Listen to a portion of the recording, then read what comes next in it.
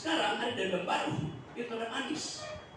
Kan orang akan ingat bahwa kenapa Anies yang menginginkan perubahan, ternyata dia yang berubah-ubah. Itu dasarnya kan?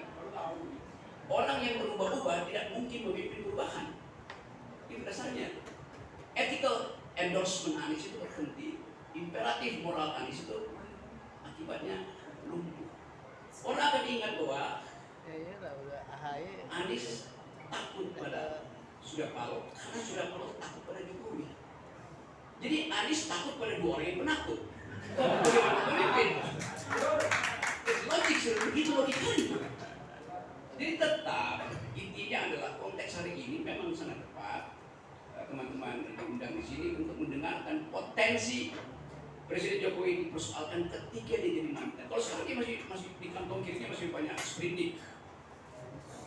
Karena dia tahu yang dia tunjuk itu semuanya punya komorbid. Kenapa Presiden nggak tunjuk misalnya orang yang nggak punya komorbid? Karena dia nggak bisa persoalkan nanti.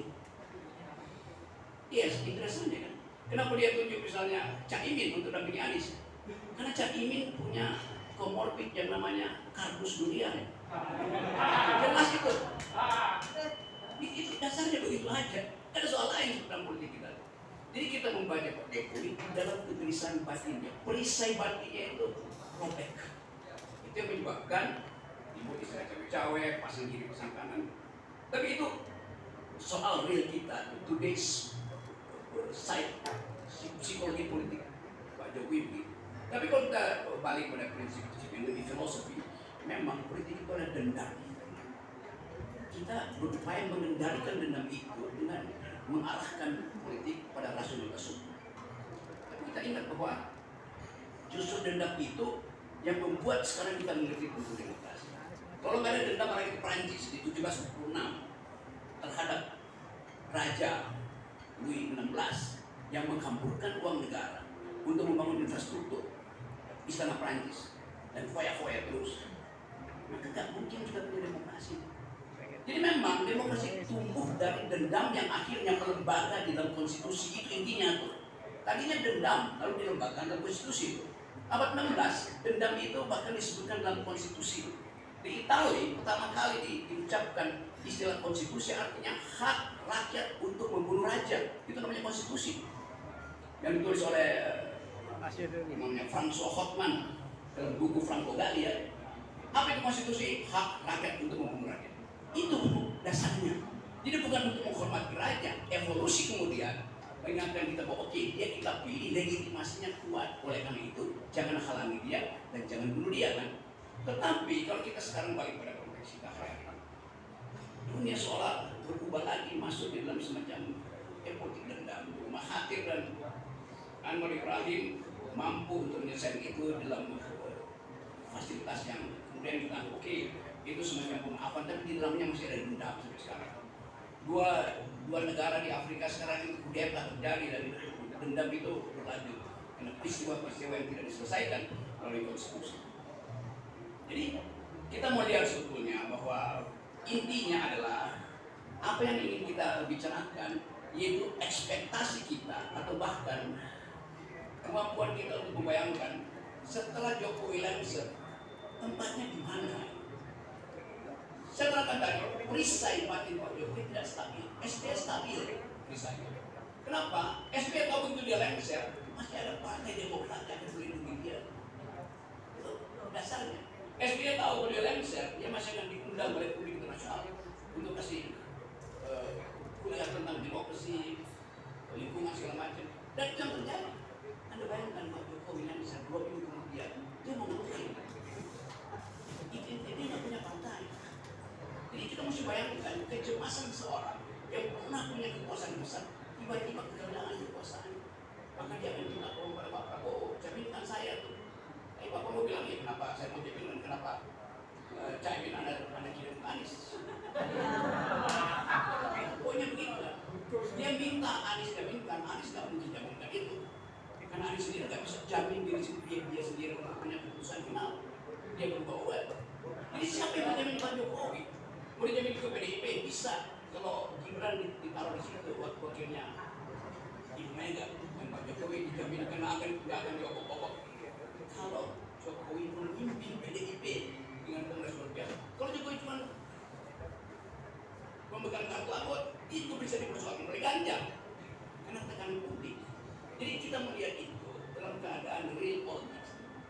bukan normativity, tapi deskripsi politik hari ini.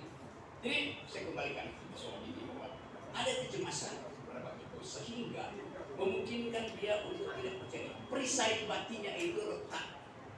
Kita lihat sebetulnya kenapa bisa retak? Apa kurangnya Pak Harto? Perisainya bermacam-macam, tapi Pak Harto tidak kehilangan perisai batin. Dia ngerti bahwa pulung dia itu sudah hilang.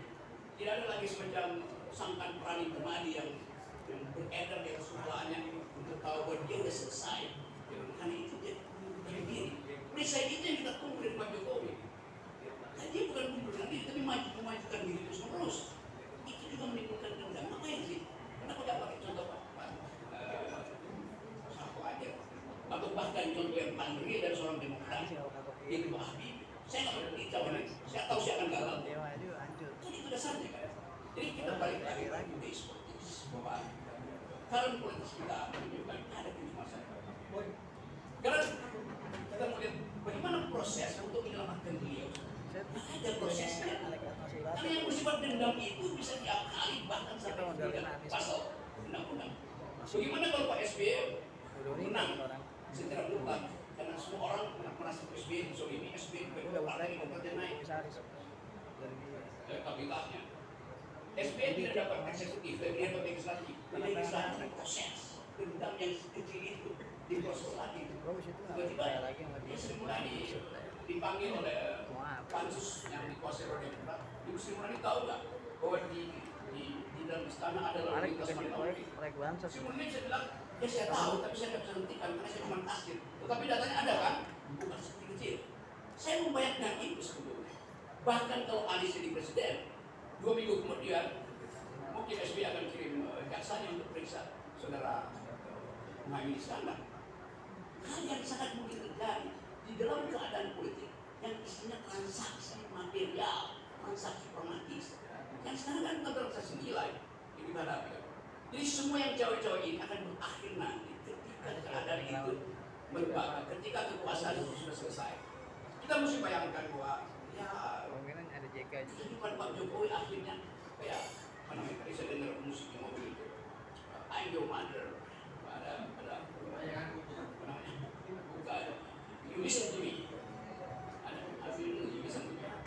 Jadi saya menerangkan itu dalam keadaan real kita. Kenapa kita bicara ini? Karena ada problem potensi Jokowi dipersoalkan, apalagi dengan soal Anies belakangan ini yang menyebabkan Partai Demokrat merasa kok jadi curangi.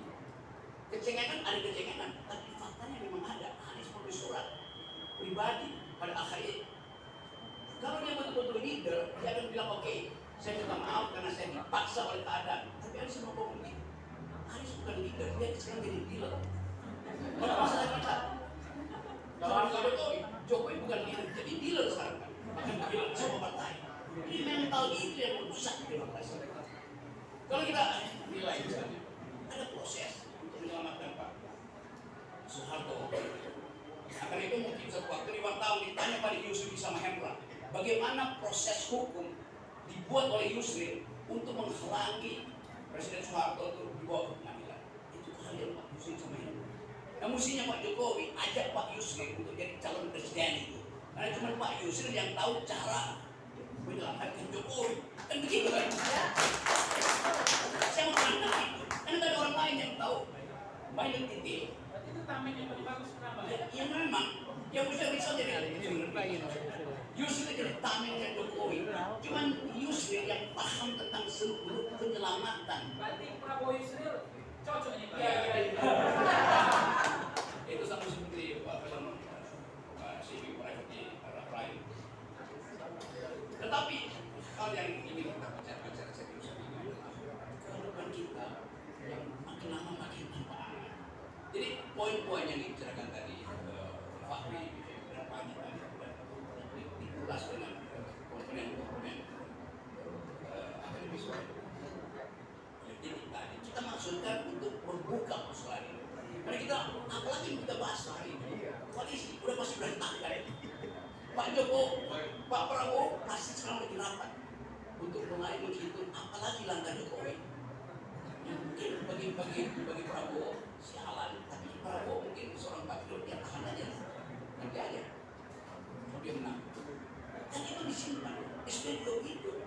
mampu untuk menahan hatinya itu walaupun orang yang itu satiris di semua budaya yang agak sulit, tapi jelas di dalamnya ada vendetta, ada personal vendetta. Itu intinya. Jadi sekali lagi saya usulkan, memang secara konstitusi susah, tetapi real politik bisa mengalahkan, ditembuslah krisis-krisis itu oleh ketika. Jadi sekali lagi semua ini terjadi karena masalah yang saya di Fitri tinggi 3-4 kali ke Mahkamah Konstitusi, nolkan threshold itu supaya nggak ada cawe-cawe. Kalau thresholdnya nol enak semuanya. Jadi Pak Jokowi memanfaatkan 20% itu untuk menanam pengaruh di semua hal, sehingga dia bisa atur komposisi koalisi itu karena nggak bisa 20%. Dia lupa bahwa dia sendiri terjebak di situ. Dan kita lihat hari-hari ini, makin lama makin halusinasi. Pak Jokowi makin halusinasi. Dia taruh aneh. Kalau Caimin di situ, kita mengerti mengapa harus taruh Caimin. Kalau Caimin artinya mengambil porsi NU dari Prabowo, menghalangi AHY berarti cari gara-gara dengan SBY. Intinya. Dan kita melihat sebetulnya masalah ini dari perspektif tadi antropologi politik, bukan dari segi hukum. Walaupun jalan hukum itu dimungkinkan, dan kalau soal jalan hukum banyak Yusuf Isa Mahendra.